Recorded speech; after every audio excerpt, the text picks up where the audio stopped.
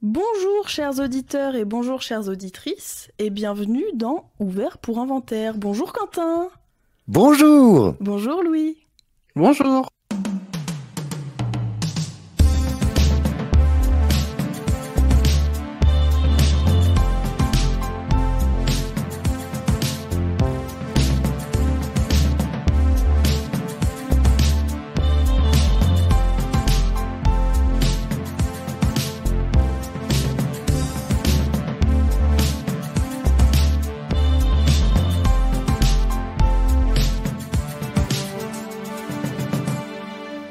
Les films, ça sert à ça, à apprendre à vivre, à apprendre à faire un lit. Alors aujourd'hui, on continue notre traversée du cinéma d'aventure avec le très célèbre Indiana Jones et les aventuriers de l'Arche perdue, réalisé par Steven Spielberg, rien de moins, et coproduit par George Lucas en 1981. C'est le premier volet de la saga Indiana Jones, dont le 5e film, Le Cadran de la Destinée, sort à la fin du mois de juin 2023, donc très bientôt. Et ce sera le premier Indiana Jones qui ne sera pas réalisé par Steven Spielberg, mais par James Mangold. Voilà. Qu'on embrasse. Et ce sera, apparemment, l'histoire se tiendra dans la période de guerre froide, avec Phoebe Waller-Bridge, que j'adore, qui est dans Fleabag, notamment. Et Mads Mikkelsen. Ah, désolé, on n'a pas les mêmes... seule raison d'aller voir ce film. Alors, dans Indiana Jones et les aventuriers de l'Arche perdue, on a au scénario Lawrence Kasdan, qui a coécrit, on va dire, d'après une histoire écrite par George Lucas et Philip Kaufman. On retrouve ce scénariste d'ailleurs sur plusieurs opus de Star Wars après, donc il va retravailler avec George Lucas un peu plus tard. Et à la musique, bien évidemment, le seul et l'unique... John Williams. Oh, très bien, vous suivez. Le seul et l'unique John Williams. Et ce que je peux vous dire, j'ai 2-3 petites anecdotes. Simplement, le film en 82, il est, je crois... il obtient 5 Oscars alors qu'il est en liste pour 9 trucs de sélection, je sais plus comment on dit. Et petite anecdote Wikipédia, Indiana Jones, le Indiana viendrait du nom du chien de George Lucas. Voilà. Et, repris d'ailleurs dans la narration, puisque c'est dans un autre film qu'on apprend que le chien c'était c'était le chien de la famille Jones. C'est pas vrai. Ah bah tu vois, il faut vraiment que je les re-regarde tous. C'est dans la dernière croisade.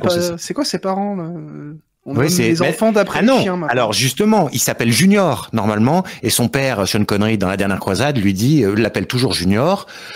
Indiana dit appelez-moi Indiana machin, et il dit c'était le chien Indiana, et puis Indiana dit j'avais beaucoup d'affection pour ce chien. Voilà. Jamais su si c'était la vérité, mais en tout cas. Je connais mal le lore Indiana Jones. Voilà, il y a quelque chose là-dedans quoi. D'accord, très bien.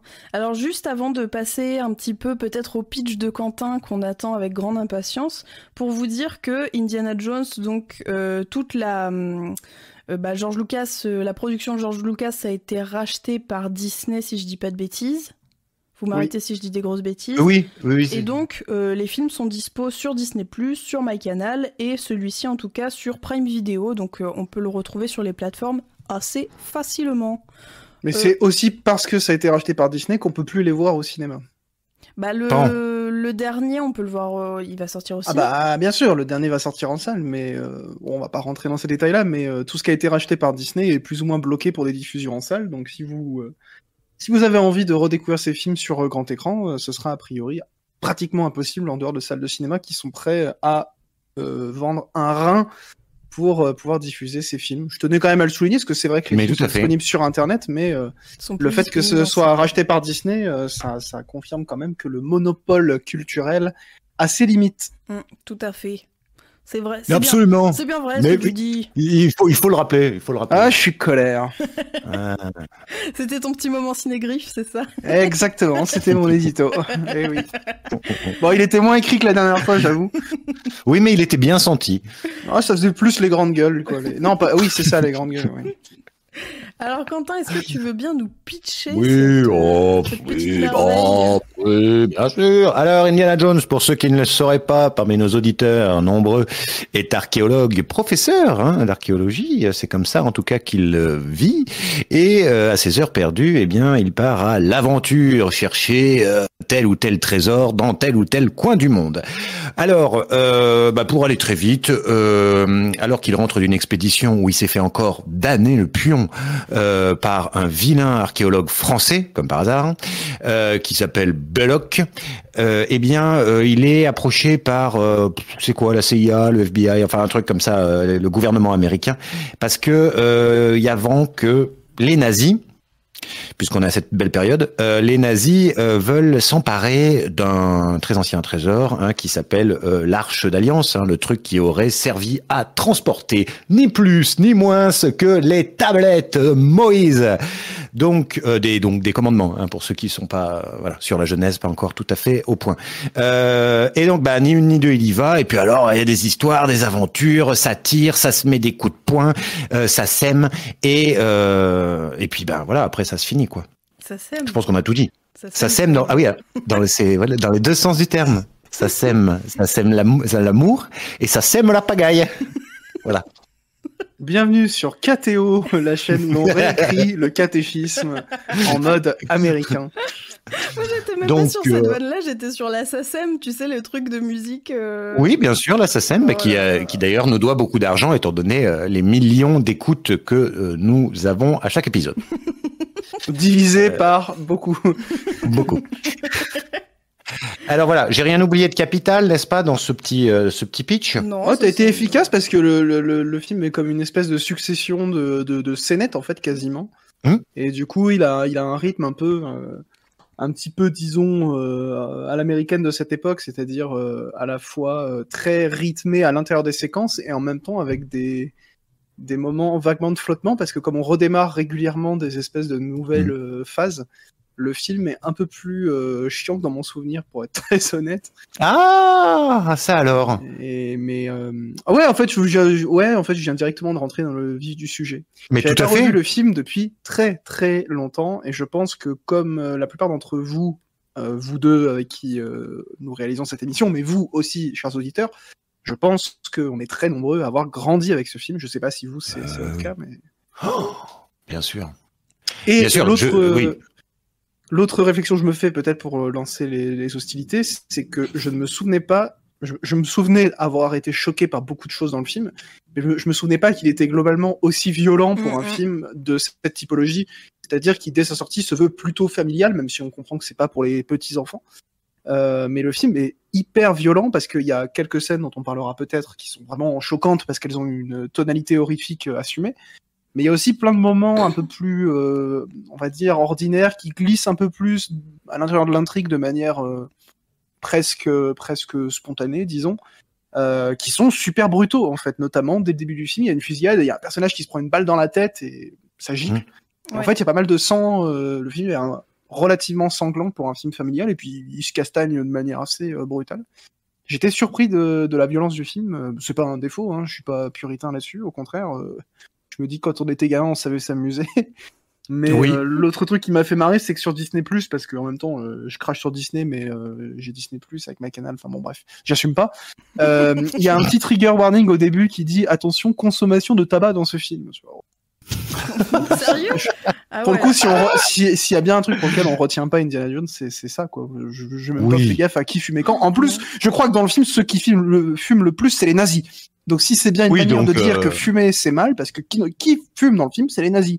Si c'est pas une bonne manière de dire que quand on fume, on est un sacré salaud, je m'y connais rien en prévention. Ouais.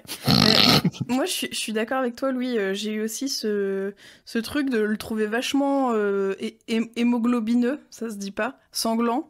Ça se dit mal. Sanglant. Sanglant. Mais par contre, c'est drôle parce que justement, il est assez comment dire, très explicite de ce point de vue-là, mais par contre, il y a des scènes beaucoup plus pudiques. Par exemple, on avance, on va dire, au dernier tiers du film, mais il y a un moment où il se retrouve avec son amoureuse sur un bateau et elle lui fait des petits bisous un peu partout comme ça. Et en fait, il s'endort, il fait « Oh non, je m'endors ». Et après, on la revoit, elle, dans ses draps nus, tu vois, on comprend que peut-être qu'ils ont consommé.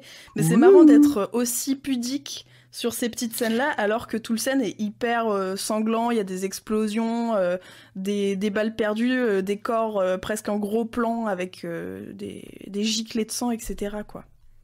Bah, c'est américain, en fait. Oui, mais avec cette élégance Spielbergienne toujours fascinante, je trouve. Dès le premier plan du film, qui est le calque du générique de la Paramount, c'est-à-dire une montagne, et puis le premier plan du film, c'est aussi la même montagne. Enfin là, bon bref. Mais je me suis fait la réflexion très tôt dans le film que, mais ça c'est un truc plus d'époque lié à Spielberg, mais qu'est-ce que c'est agréable de voir encore en tant que spectateur où la caméra se situe en fait, d'être dans ces vrais films qui, même si c'est un gros film d'aventure et tout, reste un film presque artisanal, c'est-à-dire c'est relativement lent, les plans durent. Il y a une scène de dialogue, par exemple, vers le milieu du film entre Jones et puis Belloc, là où ça doit durer 2 minutes en plan fixe. C'est des trucs comme ça que tu as l'impression qu'aujourd'hui c'est interdit. Il faut 1500 plans sur un film, alors que là, même dans une scène d'action, on prend encore le temps, quelques secondes par plan, quelques secondes par-ci, et puis des petits mouvements de caméra. Enfin vraiment, tu te dis, voilà, je vois à peu près comment c'est fait. Et moi, j'aime pas quand tu es dans des films où peut-être à cause des effets spéciaux, des studios, des trucs, enfin, on voit pas, on sait même plus qui est quoi, qu'est-ce qui est vrai, qu'est-ce qui est pas vrai. Et là, tout est tellement vrai que ça reste un assez grand plaisir de le revoir le film. Alors Quentin, tu as parlé de vrais films. Je te somme de définir ce qu'est un faux film. Alors, un faux film, c'est très simple. C'est l'émission, l'infofilm. Ouais, un faux film, on dirait le quart d'heure, tu sais, où on informe sur les petites sorties, les petites news, les petits potes. Alors, cette semaine Monica encore... Bellucci, elle est en couple avec Tim Burton, ils se sont rencontrés à Lyon. Eh ben, dis donc, merci Thierry Frémaux. Thierry Frémaux s'est cassé la gueule avec un gendarme à Cannes. Oh là là là, attention. Terrain glissant. Terrain glissant, surtout que j'ai pas vu grand chose, j'étais un peu déçu. Non, mais tu vois ce que je veux dire, c'est-à-dire ces films où il y a du décor, où il y a des acteurs et où vraiment t'as l'impression qu'il y a vraiment une caméra qui est en train de filmer quelque chose qui derrière va être monté avec un autre petit bout d'un autre truc filmé et que tout ça va faire un film. Une forme d'artisanat dans le sens vraiment le plus noble du terme et pas ces machins... Aujourd'hui, alors bien sûr, je dis ça, c'est idiot. Il y a tout un tas de films qui continuent d'être faits comme ça, mais dans les grands films d'aventure, maintenant, je sais pas ce que c'est. Enfin, ces trucs-là que les gens vont voir, qu'est-ce qui est encore réel en fait Même les comédiens, ils prennent des super acteurs et puis ils leur posent des petites lettres de diode dessus là. J'ai cru que t'allais dire même les comédiens, ils prennent des stéroïdes, leurs muscles, ils sont même plus vrais. En plus, ça c'est bien possible. On retouche la moindre personne, le moins de visage, voilà, il y a plus rien de vrai quoi. Voilà. Bon, non, mais oui, ce qu'on retient, je le formulerai peut-être moi en parlant de matière, mais au fond, ce serait répéter ce que tu dis, quoi. C'est que c'est des films qui sont très incarnés dans la mesure où ce qui est à l'écran a été filmé et donc il y a une forme de coprésence vraiment matérielle pour le coup des comédiens et de ce qui est censé relever de l'imaginaire et qui du coup est fait souvent en latex, en polystyrène, en tout ce que vous voulez, dans des matières qui vont simuler ce que c'est censé être véritablement. Et du coup, la coprésence fait que le toucher, l'incarnation vraiment presque tactile des choses est plus palpable. Et Indiana Jones en fait partie, notamment à la fin, lorsqu'il y a des effets spéciaux assez spectaculaires, où d'ailleurs il y a déjà des formes d'incrustation assez primaires, mais qui aujourd'hui en fait ont une espèce de charme nostalgique en réalité. Il y a en parallèle de ça, de manière très prégnante, des mannequins qui explosent, qui fondent, des corps qui sont soumis à des espèces de déformations absolument monstrueuses. J'en dis pas tellement plus, j'allais dire, j'ai pas envie de spoiler. En même temps, si vous avez pas vu Indiana Jones, c'est soit que vous avez 12 ans, soit que vous avez jamais regardé M6, en fait. Ah ouais, mais parce rageux, quoi, carrément. Non, mais c'est bon, entre deux diffusions de Top Chef ou Koh-Lanta, c'est TF1. Et je veux dire, Indiana Jones, ça passe 2 fois par an sur M6 depuis... Ça fait 42 ans que c'est sorti, nom de Dieu de merde. Voilà, au bout d'un moment, arrêtez de nous emmerder, allez voir les films. On spoil, à la fin, il y a 3 nazis qui se font cramer la tronche parce qu'ils ont ouvert l'Arche d'Alliance. Et en fait, c'est fait dans des matières qui sont palpables. En fait, on voit qu'ils ont été littéralement faire fondre ce qui est censé être de la peau. Ça marche du coup assez bien. Et d'ailleurs, je me souviens que j'avais poncé le making-of quand j'étais ado.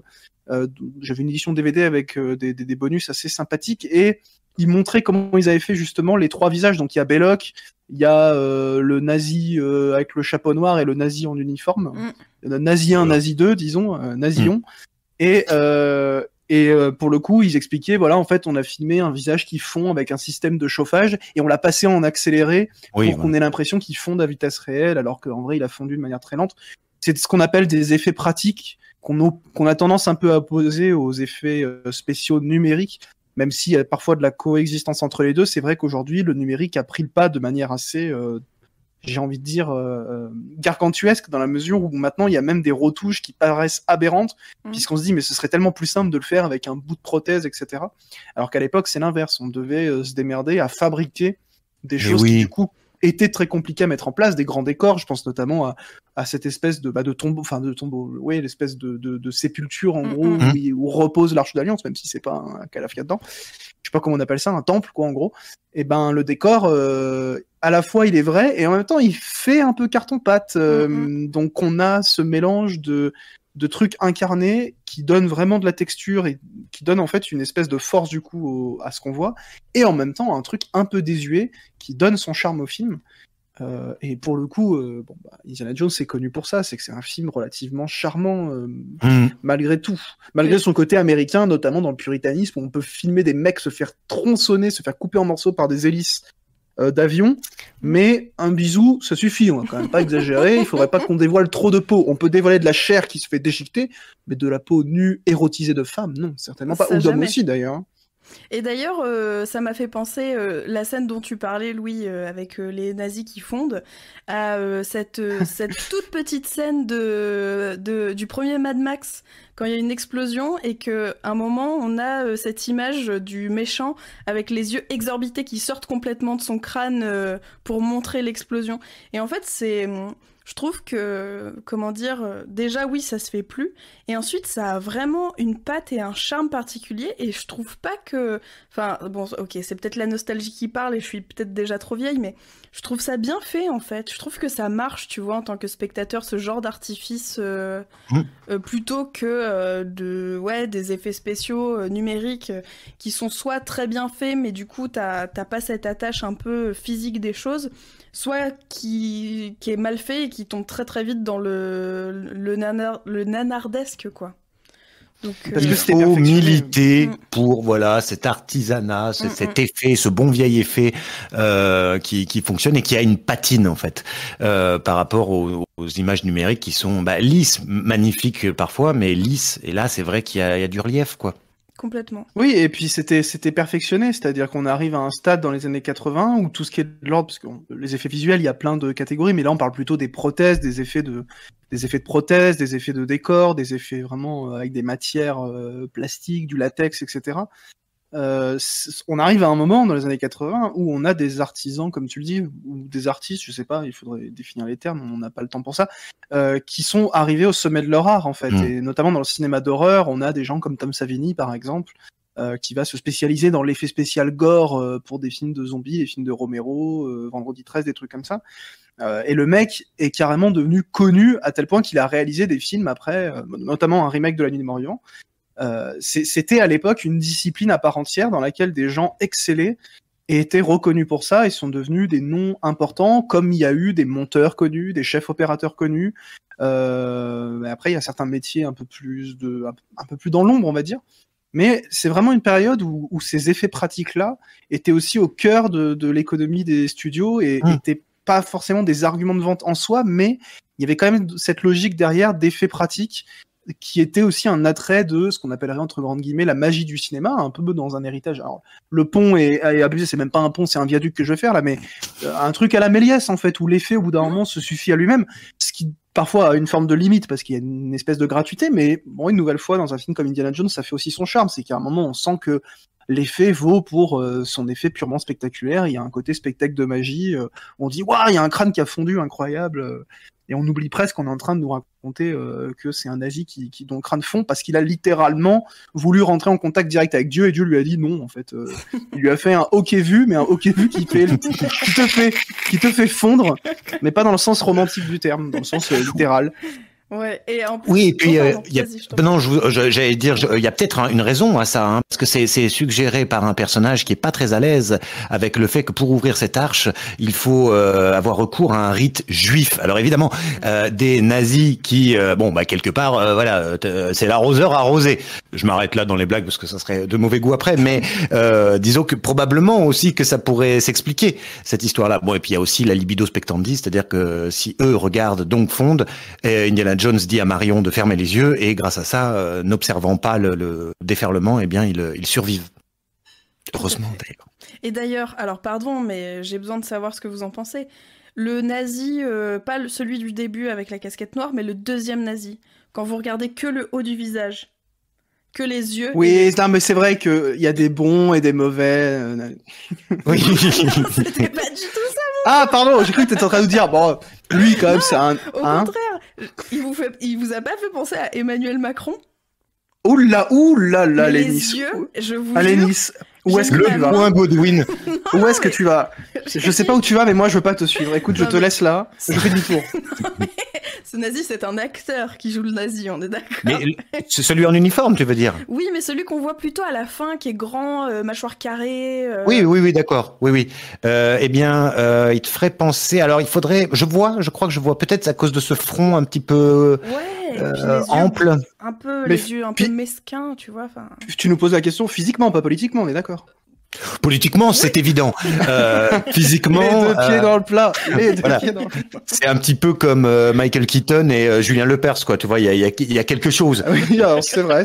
Sauf que le deuxième se contente de poser des questions de culture générale. C'est un peu plus inoffensif. Mais... Oui, mais bon, la ressemblance est frappante. Non, mais c'est vrai, c'était juste... je pensais que c'était évident, mais c'est peut-être mon cerveau qui a... Ah, mais qui a s'il n'y a pas un merdé. moment dérapage vaguement contrôlé. Et puis dans bon, l'émission, voilà, c'est pas- on a toujours une référence à Macron dans chacune de nos émissions. Voilà, c'était pour tirer le fil, quoi.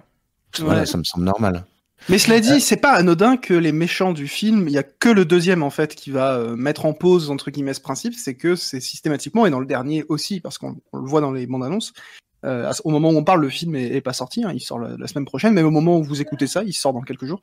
C'est des nazis, les méchants dans Indiana Jones, c'est des nazis. Alors dans le 2, ils dérivent un petit peu sur autre chose, mais Indiana Jones incarne un petit peu vraiment cet idéal américain de liberté, enfin cet idéal très américain, très patriotique de liberté de liberté en gros libérale face au nazisme dans un contexte pré-Seconde Guerre mondiale. Le film se passe en 36 pour le coup.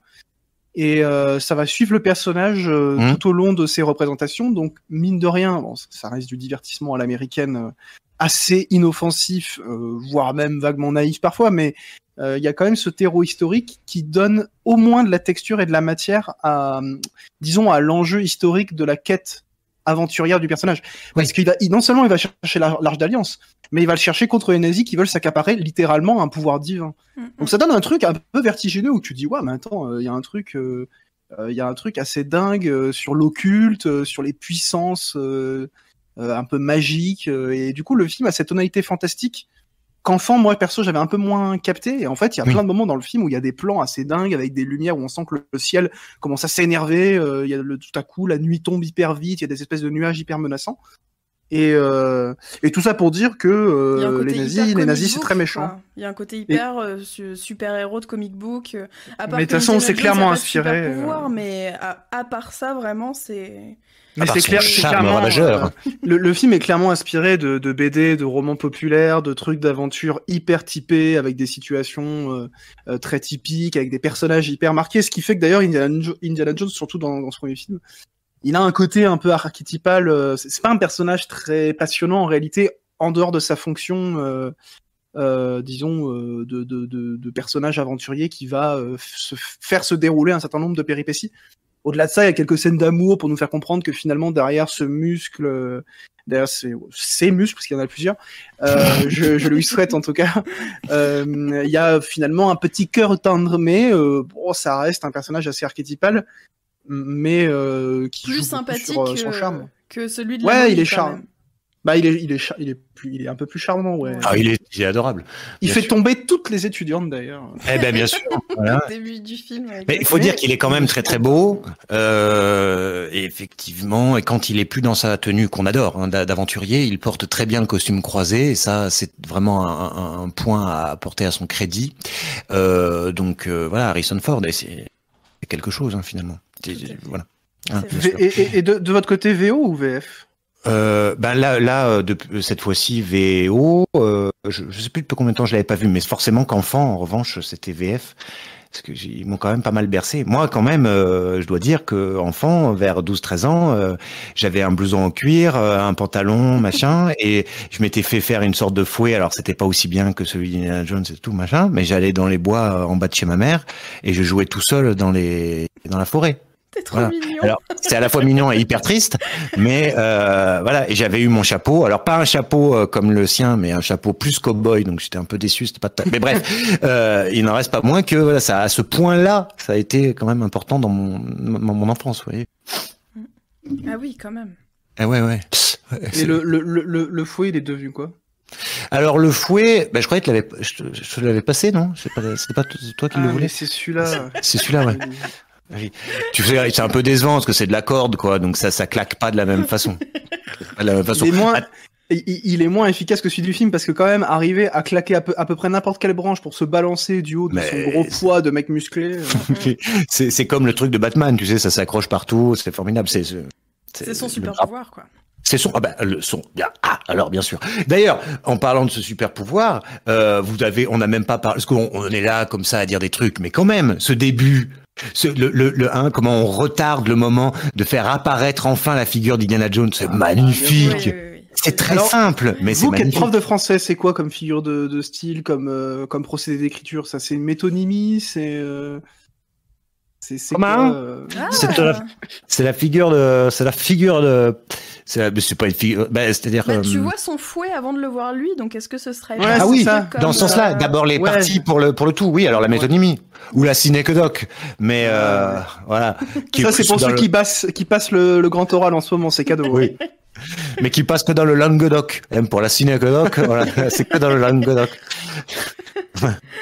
Et oui, voilà, tout à fait, exactement, bien sûr. Alors il y a ça. Et alors, est-ce que vous pouvez ou non me confirmer une anecdote qu'on m'a racontée lorsque j'étais enfant et que j'ai donc retenue jusqu'à maintenant? Dieu sait que ça en fait des années.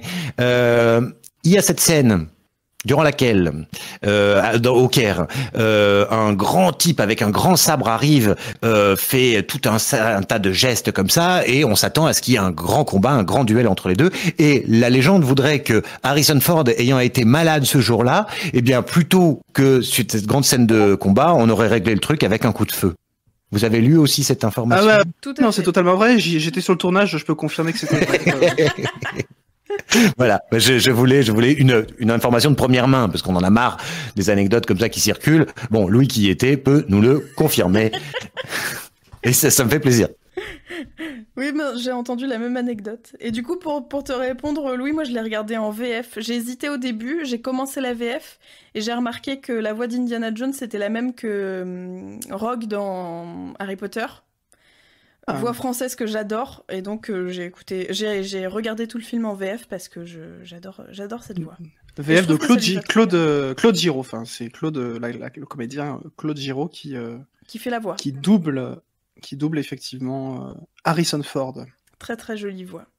Et aussi, juste, je pensais à un petit truc, c'est que on a parlé de la créativité justement dans les décors, les éléments visuels, on va dire palpables, mais il y a aussi vraiment une patte d'artisan de la part du réalisateur. Tu vois, il y a plein de plans, alors au pluriel, je ne saurais pas comment le dire, mais zénithaux.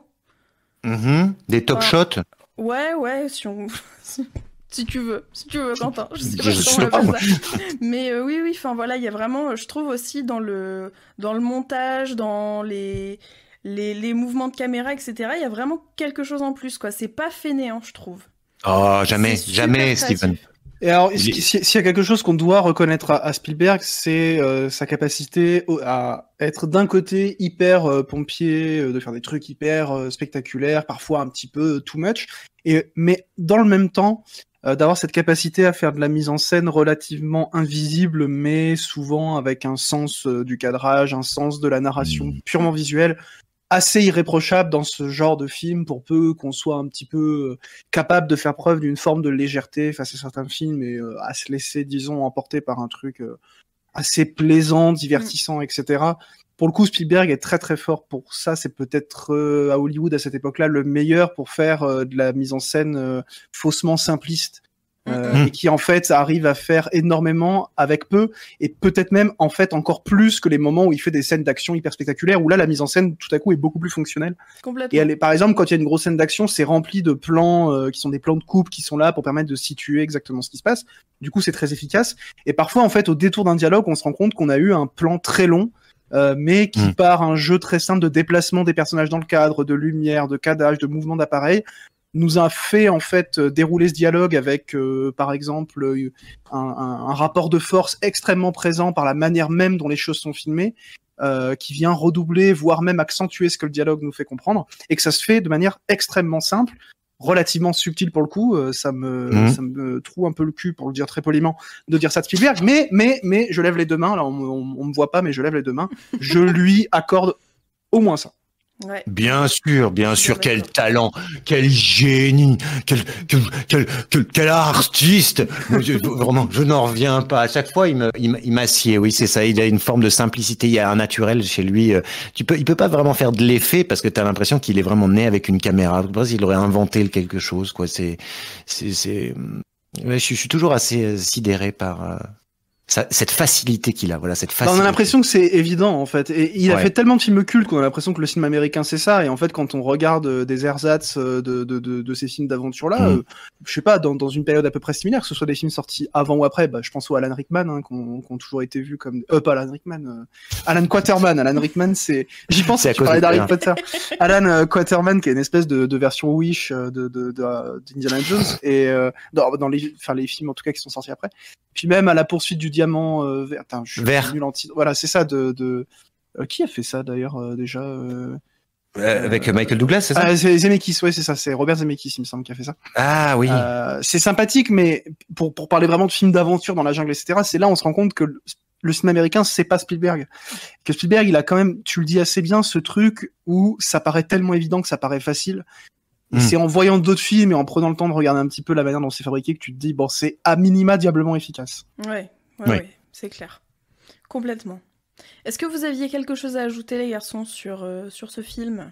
Il y aurait encore peut-être beaucoup de choses à dire. Hein, mais... Bien sûr, mais le temps joue contre nous. C'est un film qui a été très très commenté. Hein. Nous, on était plus là pour dire que c'était chouette, quoi, en gros, comme oui. Mais il y a plein de bouquins, plein de magazines, plein de revues qui ont été écrites sur Indiana Jones. Tout à fait. Alors du coup, si on a à peu près terminé, est-ce que vous avez des recommandations à donner à nos auditeurs et auditrices?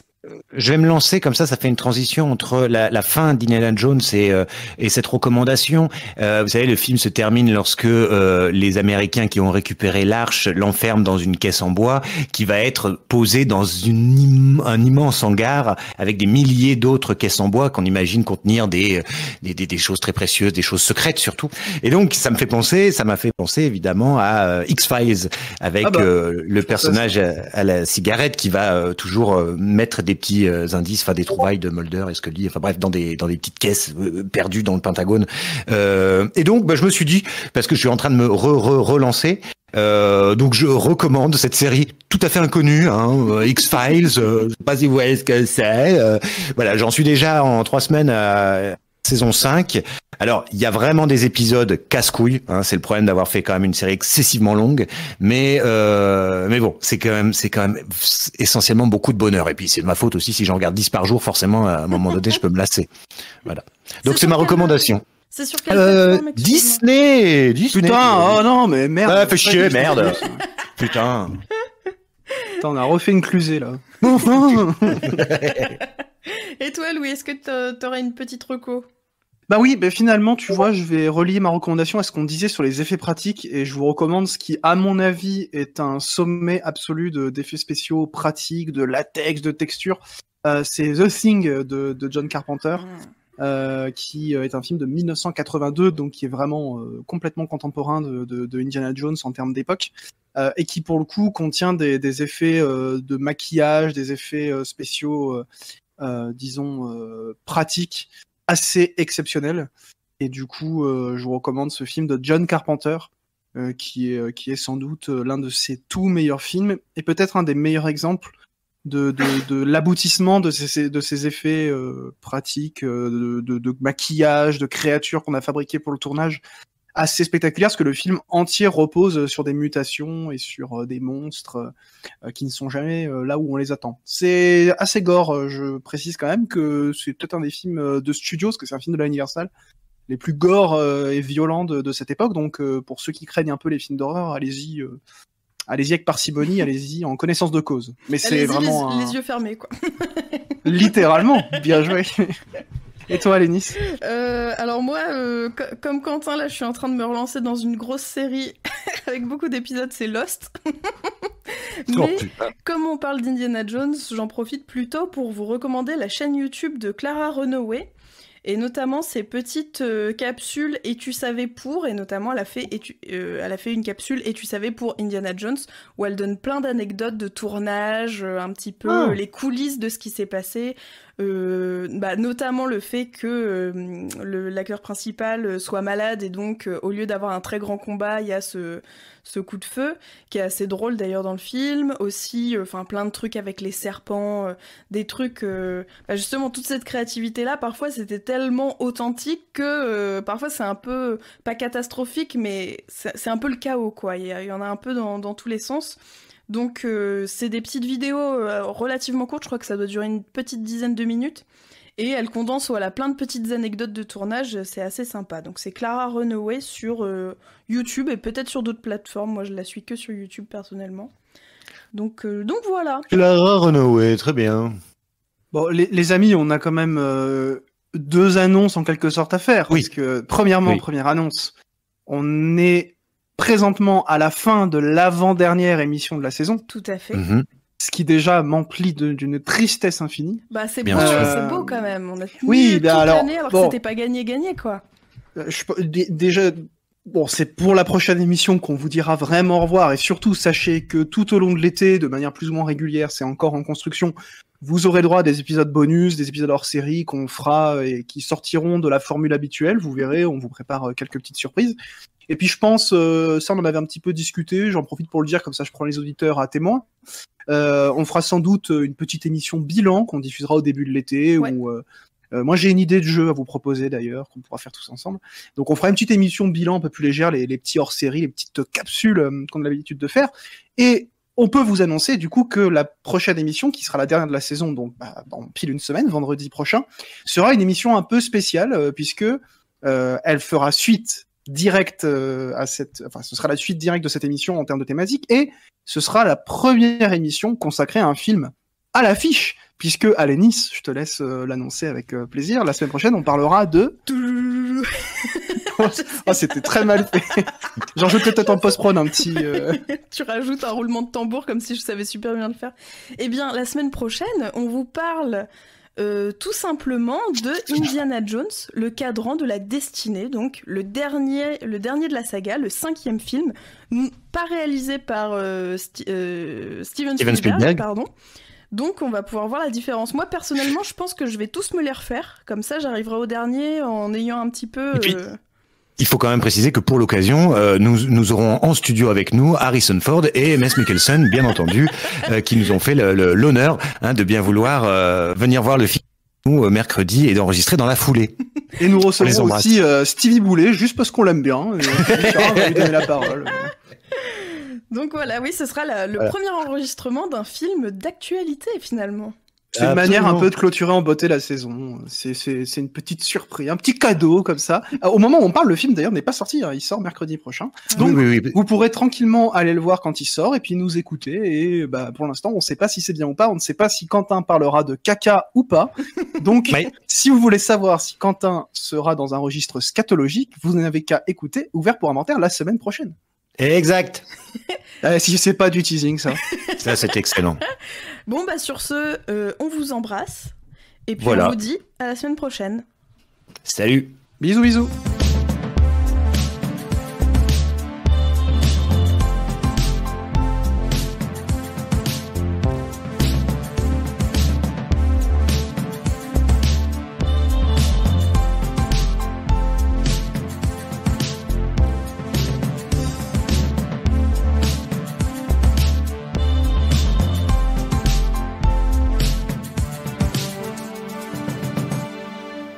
Les films, ça sert à ça, à apprendre à vivre, à apprendre à faire un lit.